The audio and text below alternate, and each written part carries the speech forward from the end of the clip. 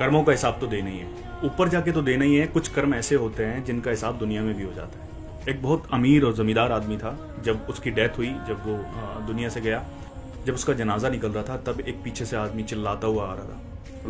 लोगों ने सोचा शायद वो उसको देखना चाहता है, उसका फेस देखना चाहता है। लोगों ने उसका जनाजा नीचे उतारा और जब कफन उसके चेहरे से हटाया ना, उसने बोला, साहब जा रहे हो, क्या लेकर जा रहे हो?